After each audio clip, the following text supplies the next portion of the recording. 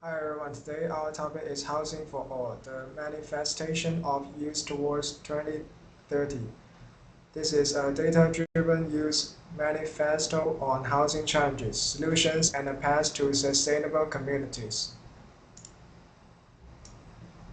We will move in a simple flow, the crisis, reality, the SDG framework, and then three solution models, co-living, student co-ops, modular tiny housing, followed by policy interventions and mental health impacts. The crisis is clean in numbers. 84% of Gen Z delay major life milestones because buying a home is too expensive, and 70% of younger renters struggle with housing costs. The typical first-time buyer age is now 40, and the affordability gap is huge. About 141,000 income needed with whereas 75,000 average salary, a 47% shortfall.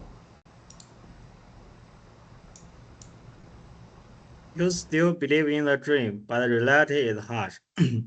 90% say home ownership is part of the dream, yet 80% said it's not affordable for the average person. As a result, 53% of aspiring first-time house owners expect to buy only at age 40 or later, pushing marriage, children, and other milestones further back. It isn't just finances; it's life planning. Our framework is UNSDG 11, especially target 11.1 by 2030. Ensure access to adequate, safe, and affordable housing and basic service. A habitat is planned adequate housing includes privacy, space, security, infrastructure, location, and affordable ability. So it's more than owner a house. Solution one is co-living. Young professionals share space, amenities, and community, reduce costs and also reduce exclusion.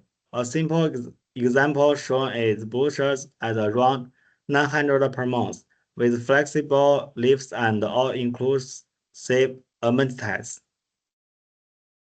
Solution two is student housing cooperatives, student-owned and democratically managed based on actual costs, not profits. It's one member, one vote, and student build skills like bargaining, leadership, and conflict resolution while keeping rent affordable. Next is solution three.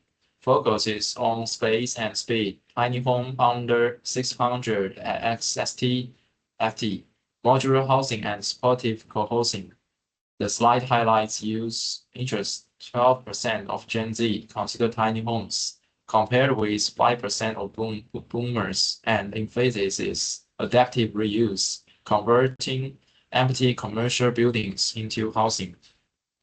Then its innovation needs policy. Examples include Hong Kong's extra bullets for under 40 seconds and increased quarters, and Jersey rolling social housing eligibility to 18 plus January 2026. Sweden's rent to buy model supports under 35 seconds with a 5-year option to buy, plus flexible pathways like financial support and lowering barriers. Housing insecurity has a major hidden cost. Mental health, eviction risk, and inability to pay rent are linked to worse mental health outcomes, and even the threat of housing loss create chronic stress. The slide also shows scale 50% of renters are cost-bounded, and 1 in 7 face eviction risk, meaning many children are affected too.